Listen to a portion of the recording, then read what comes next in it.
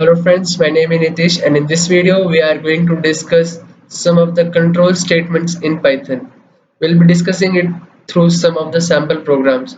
So first program, we are going to take a number and print a reverse of it. Here using input function, we will take the input and using int will be converting into integer. We'll be running a while loop while this number is greater than 0 and we'll be calculating the reverse of it. By taking the modular division, we'll be getting the last digit of the number and by multiplying it by 10, initially the reverse will be 0. So that number will be 0 plus the remainder, and like this by doing integer division we'll be reducing the number. So let's say if the number is 25, this step will be getting 5 and the new number will be 2. We'll run and see how it works. We'll give 25, so the number will be 52. Next program, we are going to see whether two strings are anagram or not. Two strings are anagram if they have same alphabet. Say RAM and MAR both have same alphabets, so they are anagram. So for that we'll take the first input string, the second input string, and check if the length is equal. Because the anagram have same alphabet, their length should be equal. Then we'll be going through the first string. If that first string element is not in the second string, then will be this boolean variable will be turned into 1 and will break. If it is 1, then we'll print not anagram, otherwise it will be anagram. So let's run it. As I told, we'll give RAM and MAR. So it is anagram because it has R, both has A, and both has M.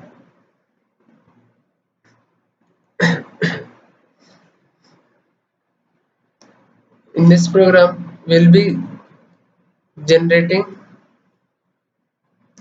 a Fibonacci series triangle. As you can see in the output here, this is the Fibonacci series. In Fibonacci series, starts from 1, 1, and the third element will be the sum of the previous two elements. So the third element will be the sum of the first two. So the third element will be 2. Like that, the fourth element will be the sum of the second and third element. So it will be 2 plus 1, 3. Similarly, it goes on. So we have to print it. Initially, we'll take the first element as 1 and second element as 2. We'll be forming this tree and putting it in a list.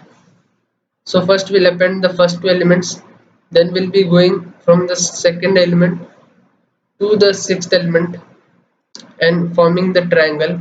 We'll be calculating the third element by calculating a plus b and appending it to the triangle. Then we'll change the second element, first element to the second element and second element to the first element, and then using this for loop we'll be printing our triangle.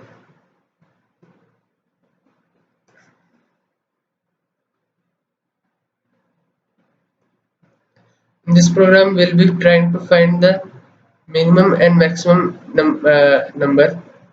So if I give 4,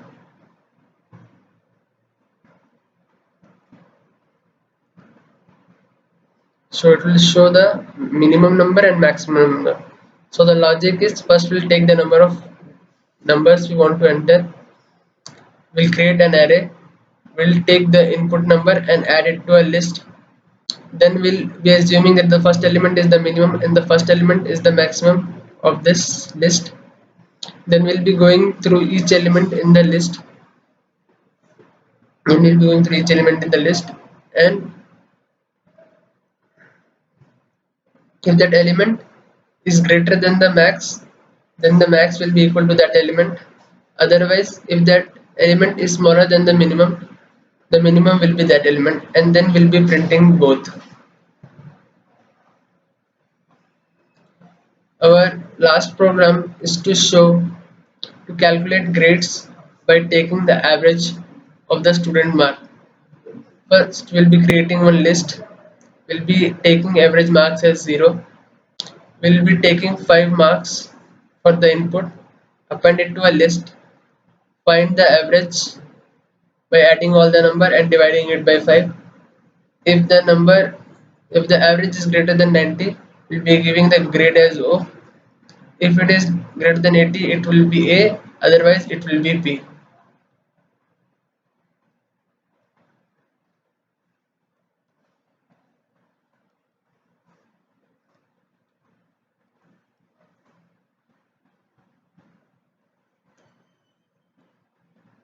So like that we'll be getting the grade as O.